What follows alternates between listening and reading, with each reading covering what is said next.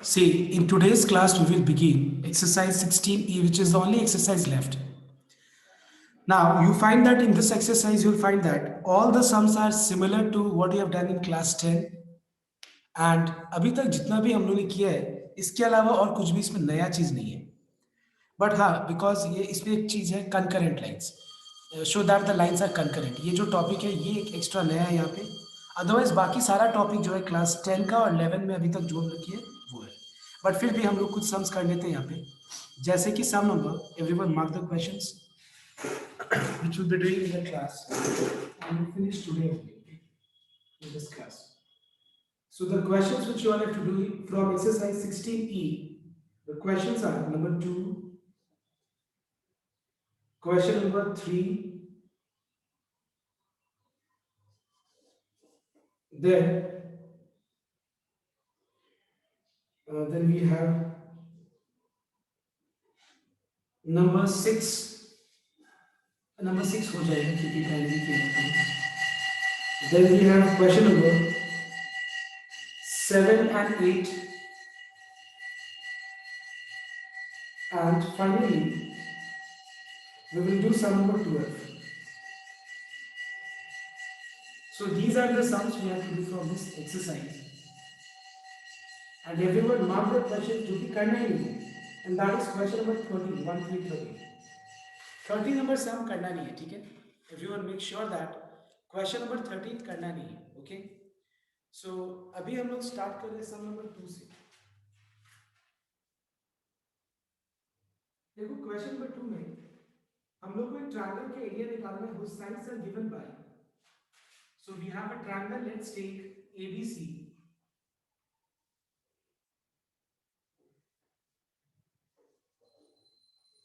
और ये ट्रायंगल का साइड्स का इक्वेशन दिया हुआ है गिवन.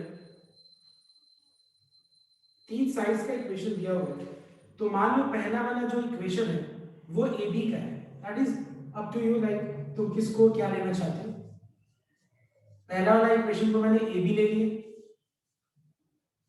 सेकंड वाले इक्वेशन को मैंने बी सी ले लिया.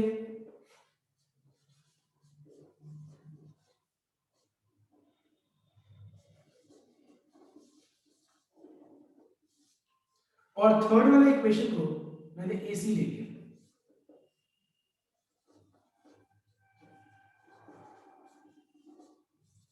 Now in this sum what you have to do is you have to find out the 3 vertices. ठीक है, यहाँ पे हम लोग करना क्या है, तीनों vertices निकालना है. और फिर एरिया ऑफ ट्रायंगल का जो शूलेस मेथड है, याद है ना ये वाला method, x1 y1 x2 y2 x3 y3 x1 y1, याद है ना. this into this minus this into this. ये जो मेथड है इस मेथड से हम लोग एरिया ऑफ ट्रायंगल निकालेंगे. लेकिन सबसे पहले हम लोग को ये तीनों vertices का जरूरत है. Now, in order to find out vertex A, we have to solve AB and AC simultaneously because vertex A is the point of intersection of equation AB and equation AC. तो इन दोनों को solve करके A निकालना, इन दोनों को solve करके B और इन दोनों को सॉल्व करके C. तो मैंने समझा दिया, एक बार सब कोई ट्राई करो. तो पहले सबको वर्टेक्स A, B और C तीनों निकालो तो फटाफट. तो ये एक्सरसाइज में मुझे बहुत कम बताना पड़ेगा, तो फटाफट एक बार कंप्लीट कर लेते हैं इसको आज इसी पीरियड में फटाफट. तो निकालो तो ए बी सी तीनों वर्टिसेस. सर ए का -2,8 -2,8. उसके बाद बी का 1,5 सी का -1, -1. अच्छा, बाकी लोग चेक करना कि क्या यही है या नहीं, चेक कर लेंगे. यस, मैच किया ये आंसर एवरीवन. सर ए का मेरा 2,4 आ रहा है. ए का एक सेकंड, सर मेरा भी 2,4 आ रहा है. 2,4 एक सेकंड.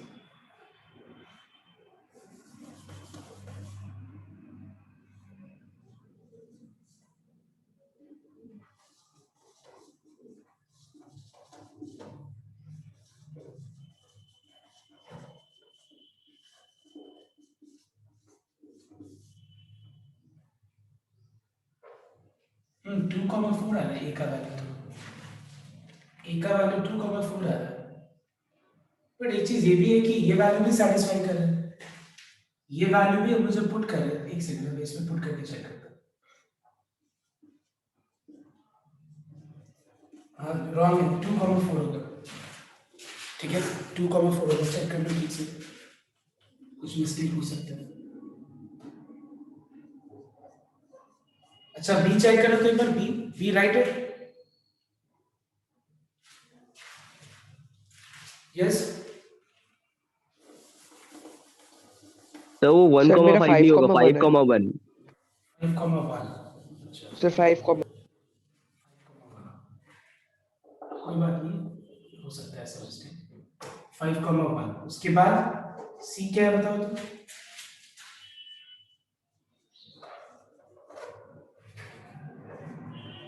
वन ये राइट है, सी राइट है शायद।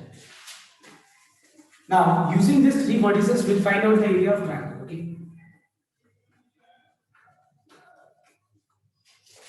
Therefore area of triangle ABC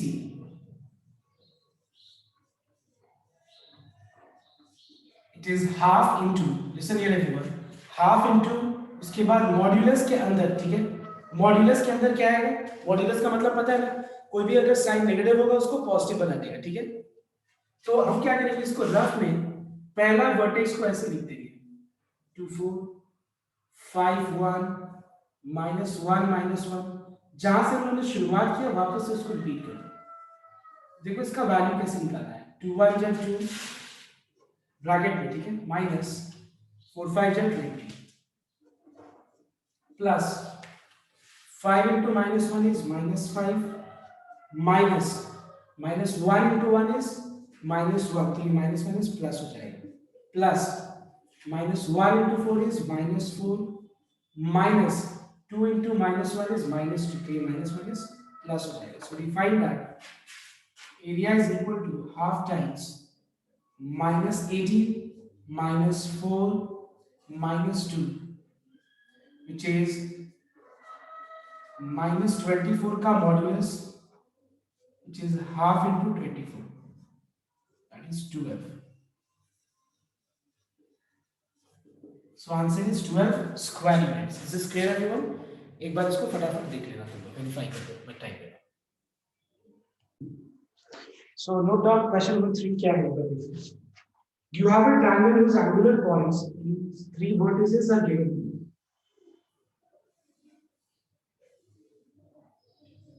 So पहला जो वर्टेक्स कोऑर्डिनेट है उसको मैंने a नाम दे दिया 0,0, सेकेंड वाले को b नाम दे दिया 2, -1 और थर्ड वाले को c नाम दे दिया दैट इज -1,3।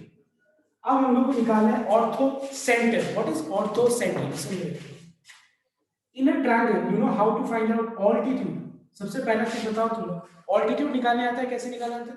ध्यान दें, ऑल्टीट्यूड का मतलब क्या होता है, जैसे ये वर्टेक्स से मैं लाइन ड्रॉप कर रहा हूं जो उसकी ऑपोजिट साइड पे परपेंडिकुलर है, तो ये हो गया तुम्हारा, सपोज मान लीजिए ट्रायंगल एबीसी है, तो ये हो गया ऑल्टीट्यूड फ्रॉम ए, मतलब ए से मैंने ऑल्टीट्यूड ड्रॉ किया, ये हो गया तुम्हारा altitude drawn from A vertex से। अगर मान लो मैंने सी से ऑल्टीट्यूड ड्रॉ किया, इसका मतलब सी की ऑपोजिट साइड पे दैट इज ए बी, इस पे अगर हम लोग एक लाइन ड्रॉ करेंगे जो जहां पे मीट करेगा क्या होगा, वो परपेंडिकुलर होगा, ठीक है। उसके बाद बी से जो ऑल्टीट्यूड ड्रॉ करेंगे, बी की ऑपोजिट साइड पे जो लाइन होगा उस पे मीट करेगा और क्या होगा, राइट एंगल फॉर्म। और याद रखना तीनों ऑल्टीट्यूड्स एक ही पॉइंट पे मीट करता है, उस पॉइंट को क्या बोलते हैं लोग, ऑर्थो सेंटर बोलते हैं। This point is called ortho centre. Ortho center means the point of intersection of altitudes. Now you might be thinking that कि क्या ये कंपलसरी है कि तीनों altitudes एक ही पॉइंट पे मीट करेगा? Yes, it is compulsory that all the 3 altitudes of a triangle will meet at a point, and this is called concurrent lines. मतलब तीनों altitudes concurrent होते हैं। ये word concurrent का मतलब क्या होता है? concurrent का मतलब होता है जहां पे 3 या 3 से ज्यादा लाइन, 3 या 3 से ज्यादा लाइंस अगर एक ही पॉइंट पे इंटरसेक्ट करें उसको क्या बोलते हैं बताओ तो, concurrent lines. And make sure that triangle का जो ऑल्टीट्यूड्स होता है वो एक ही पॉइंट पे मीट करता है, और उस पॉइंट को ऑल्टीट्यूड जहां मीट करता है पॉइंट ऑफ इंटरसेक्शन को क्या बोलते हैं हम लोग, ऑर्थो सेंटर बोलते हैं। तो how to find out orthocentre? तुम्हारा काम है कोई भी 2 ऑल्टीट्यूड का इक्वेशन निकालना है, ठीक है। क्या करना है, कोई भी 2 ऑल्टीट्यूड्स का इक्वेशन निकालना तुम्हारा काम है। बिकॉज अगर हम इक्वेशन निकाल लें उसके बाद हम वो दो इक्वेशंस को साइमल्टेनियसली सॉल्व करके ये पॉइंट निकाल सकते हैं। समझ में मैंने क्या बोला? हम लोग क्या करेंगे, दो ऑल्टीट्यूड्स का इक्वेशन निकालेंगे, कोई भी दो ऑल्टीट्यूड जो तुमको अच्छा लगे, तुम्हारे ऊपर डिपेंड करता है। और जहां पे वो मीट कर रहा है वो पॉइंट निकालने के लिए we will solve those two altitudes simultaneously. Now let me teach you एक ऑल्टीट्यूड का इक्वेशन निकालने का। आई नो दैट सबको पता है कैसे निकाला जाता है, फिर भी मैं एक ऑल्टीट्यूड का इक्वेशन निकालने समझाऊंगा। ऑल्टीट्यूड फ्रॉम ए, तो ए से जो ऑल्टीट्यूड होगा इसका अगर मुझे इक्वेशन निकालना है तो किसी लाइन का इक्वेशन निकालने के लिए मुझे एक पॉइंट पता होना चाहिए जिससे वो पास कर रहा है, और उसका स्लोप पता होना चाहिए। ये दो चीज, जिस पॉइंट से वो पास कर रहा है वो तो पता ही है हम लोग को, ए मतलब x1 और y1 की जगह पे हम लोग 0 0 लगा देंगे। क्या नहीं पता है हम लोग को? m, स्लोप नहीं पता है। हमको पता है कि जो ऑल्टीट्यूड है ये ऑपोजिट साइड से परपेंडिकुलर होता है, इसका मतलब स्लोप ऑफ BC पहले निकाल लो, which is y2 minus y1 by x2 minus x1. So slope of BC is minus 4 by 3. Therefore, slope of altitude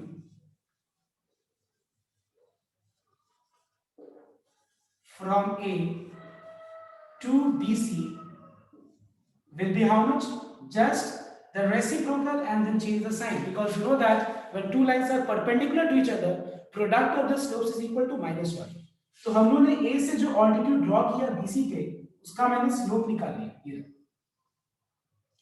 Therefore, the equation of altitude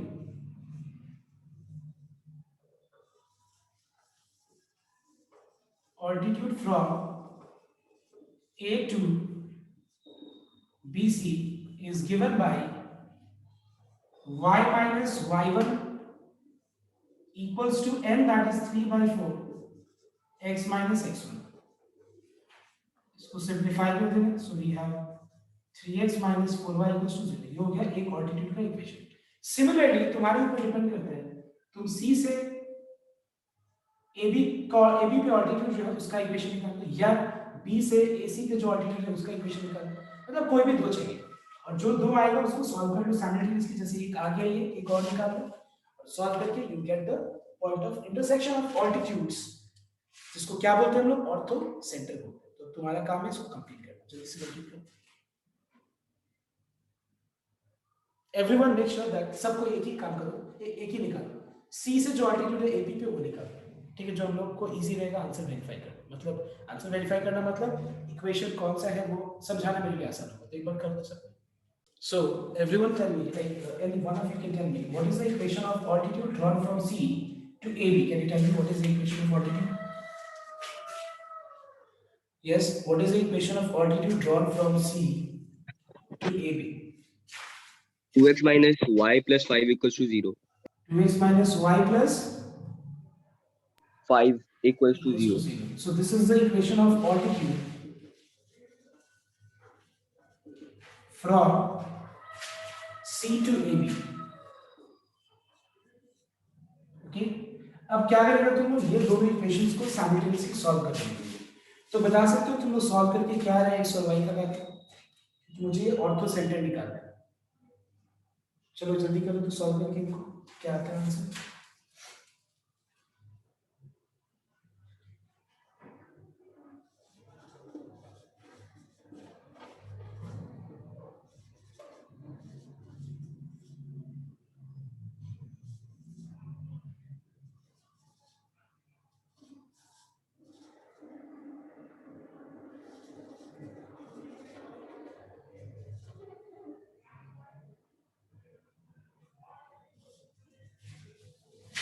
So the ortho center is -4, -3. So if you solve both the equations simultaneously, you get the point of intersection. Therefore, we can say ortho center is -4, -3. Okay, this is the answer. I hope it is clear to everyone. Okay, so now you all will try question number 7. 7 में explain कर देता हूँ, पहले एक बार copy कर लो फटाफट, इसको complete कर लो। So everyone see question number 7. In question number 7 we have got 3 lines. and if you show that these three lines are concurrent, the three lines are 5x plus 3y minus 7 equals to 0. ये एक equation हो गया. 3x minus 4y equals to 10, इसको equation 2 ले लेना, और x plus 2y equals to 0 mark it as equation number 3. ठीक है, अब सुनना एक बार, हम लोग को क्या शो करना है, देखना एक बार कि ये तीनों लाइंस कंकरेंट है. कंकरेंट मतलब लाइन 1,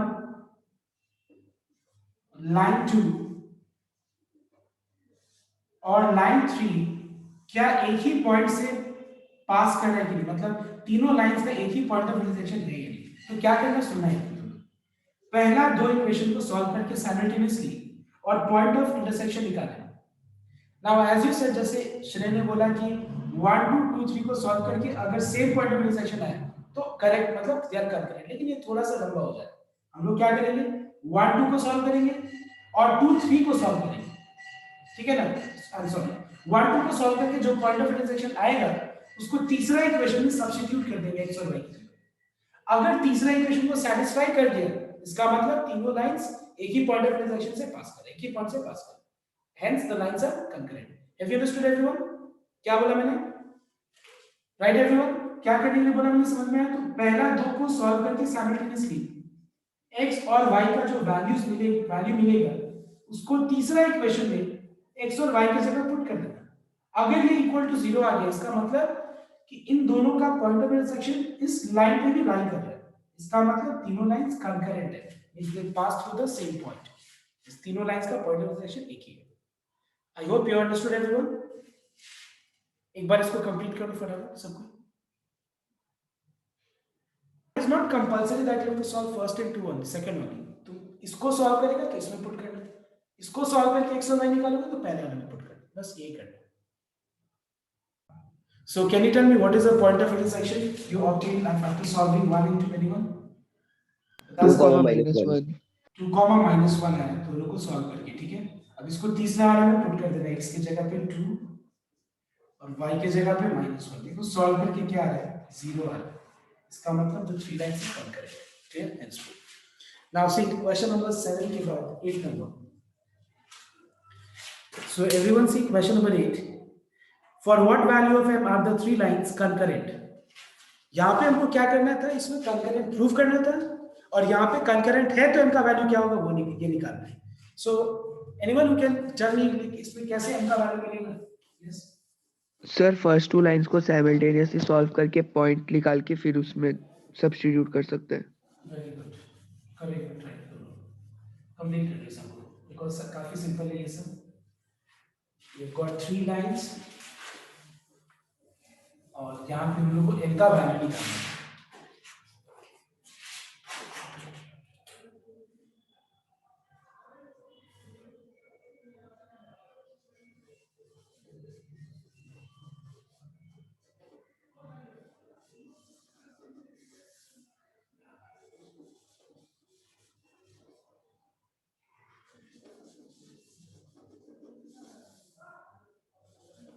सर आप 7 कॉपी कर.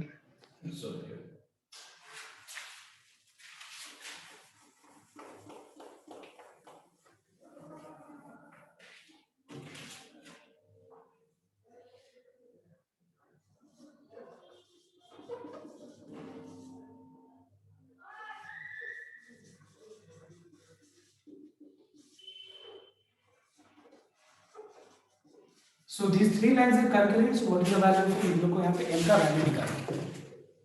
So concurrent है तो पहले तो को सॉल्व करके x और y निकालो, इसमें पुट कर दो m.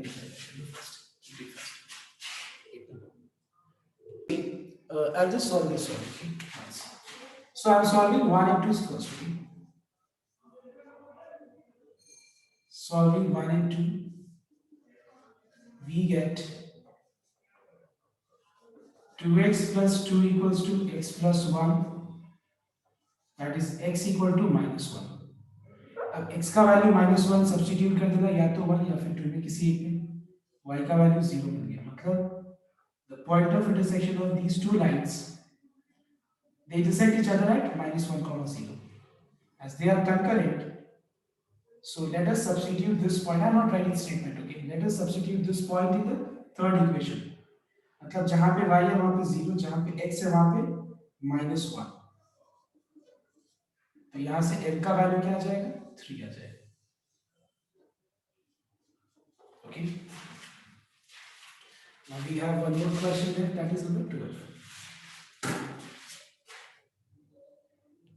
I mean, see, the concept of this sum is that you have to solve two equations and substitute in third one. You'll find that if third equation is satisfied, it means that the points are concurrent. If you're not able to, and lines are concurrent, not points. Points का भी concurrent नहीं होगा. Lines are concurrent. अगर ये sum solve नहीं होगा तो मैं इसको एक बार भेज दूंगा solution इसका. Okay, because right now I must do another class.